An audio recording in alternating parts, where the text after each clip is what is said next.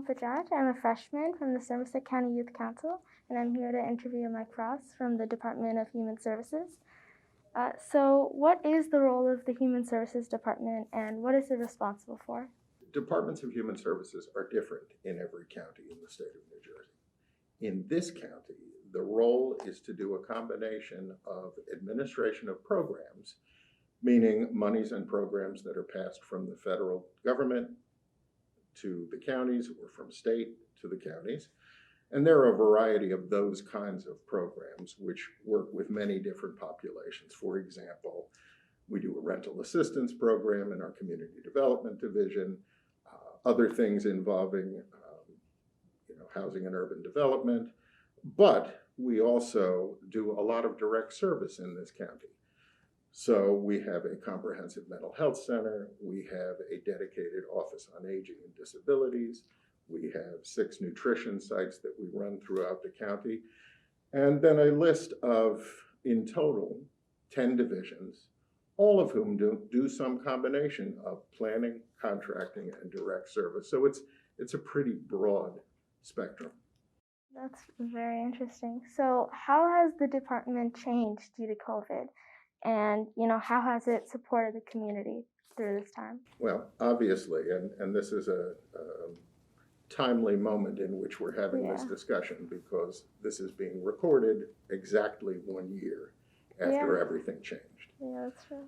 So, the most obvious change has been that we could no longer be working directly with the public live in person.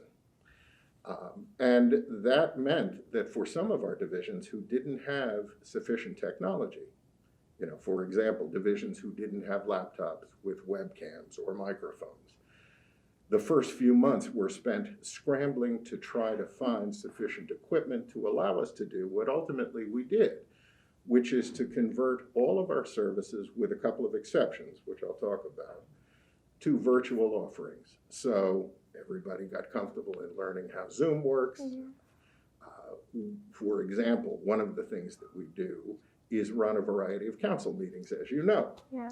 So you've had this experience on youth council too. So instead of folks coming together in a room, they came together in a Zoom room for meetings.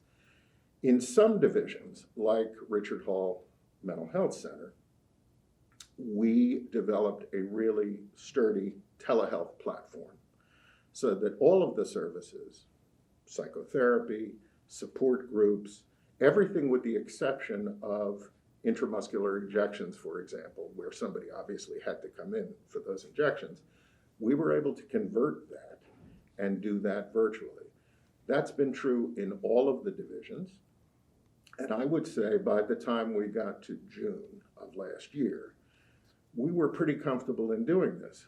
Part of the difference it has made is that we are now, as we go forward, thinking about ways that we can retain some of that and incorporate that even after we are able to bring the public back in, which is obviously optimal. Yeah. One of the things we've discovered, for example, is that in terms of people actually keeping appointments or folks attending meetings, the percentage of people actually in attendance has gone way up because it's much easier for folks to log on than it is to get in a car and travel. So we hope to retain some of this, but I would say our divisions and most of the county in general has done a very good job at making this turn. And we've gotten the tech support from our IT department that we need to be able to make that happen. That's great. So, you mentioned before how there's multiple subdivisions, a part of the Human Services. So which one would you say is your favorite to work in? Well, I've said this in a couple of interviews. Divisions are like children and you're not supposed to have favorites. The truth is that until I became Human Services Director 7.5 years ago, I was a family therapist and a clinical director and the executive director of the Mental Health Center. Oh, wow. So I spent over 30 years there. It is certainly, I am fond of it. I am fond of the work. But I will tell you that I have discovered some other places of fondness that I didn't know existed. For example, Rutgers Cooperative Extension and the work that they do That's a division of Human Services as well. I've become fascinated and interested with the work they do. And so I would say that I love all of my children, but if you forced me to say, who's your favorite? On some level, it's probably where I spent my career. You know, COVID has brought a lot of change. So, you know, just talking about, you know, change in general of the Department of Human Services, how would you say, has it changed for the better or for the worse? And, you know, besides COVID, what else do you think is responsible for this change? Well, as I said, I have worked in the county and in the department for a very long time. So I have watched a lot of things change.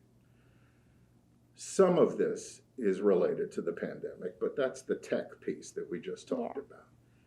I think what I've learned over time and where the department has continued to improve is to understand that this should not be about bringing the mountain to Muhammad. This should be about us going to places and making it easier for people to access services.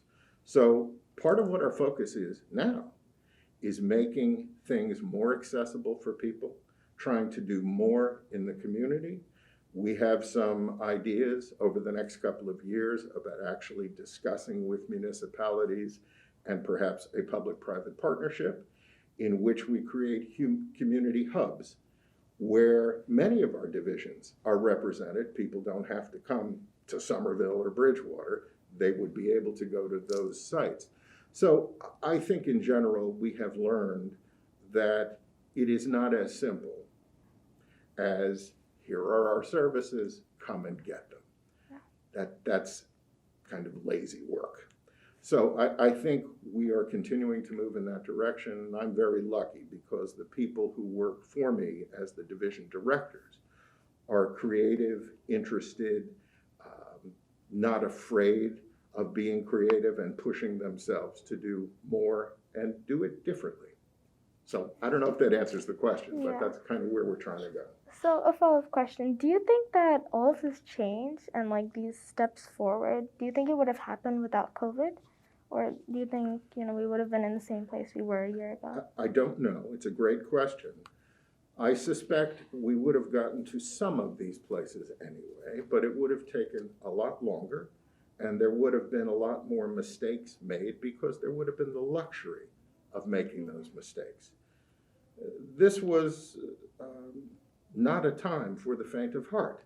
You know, there were some things we needed to roll out pretty quickly and some people who really rely on our services.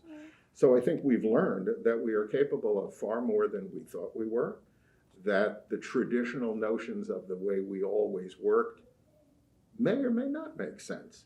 So yeah, I think some of these changes would have come anyway, but I think they came much faster because of COVID, ironically.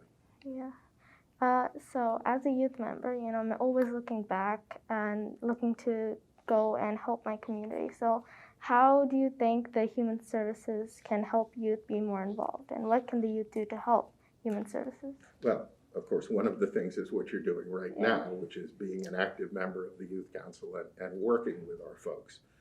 But I think in general, for youth, a commitment to community, a commitment to getting involved, a commitment to standing up for people who don't have the things they ought to have, the understanding that if we are silent in the face of disenfranchisement or hatred, many of the things that have happened in this country in the last year and even in this last week, then we are complicit. So I think it's hard. Certainly was in my day. I don't think it's so different now. I have 2 daughters myself. Being as involved as possible with organizations in one's municipality, in advocating publicly in school for what one believes, and making very clear that citizenship is not an afterthought later, you know, when one turns 18. People can be really powerful, and involved youth can be really powerful, as you know, and bring a lot to the game that old folks may not get. You know, I was young once, but I'm not young now. And while I may remember some of the ideas and thoughts I had, to get that refreshing influx from young people, it's tremendous, and it pushes us to do better. That's very inspiring, and I hope, more youth will be involved in the community after this. I hope so too. Yeah. So, my last question is my favorite question. So, what is your favorite part of working in the Human Services Department? So I will tell you that, since I spent my career as a therapist and then as an administrator of a bunch of therapists, I had significant trepidation about whether I would like coming over and being a full-time administrator. I have found it tremendously satisfying because at the end of the day, you are able to affect change on a larger scale. You are able to create policies that make a difference for people. You are able to be intimately involved in the hiring of folks who comprise our staff, which is roughly 250 people in total. So for me, the satisfaction is that I am able to help build things that will last and will matter for people for many years to come, well after I am long gone. So it's, this March happens to be is National Social Workers Month. And so we've been talking a lot, I'm a social worker, and we've been talking a lot, my colleagues and I, about the career choice we made and would we want to make a different one. And almost unanimously, the answer is this was the right choice to make. Making a difference for people matters at the end of the day. So I have no regrets, and that's what satisfies me the most.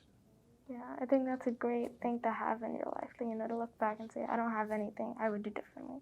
Absolutely. Yeah. You've asked some terrific questions, and I've Thank really you. enjoyed the conversation. Thank you. So thank you.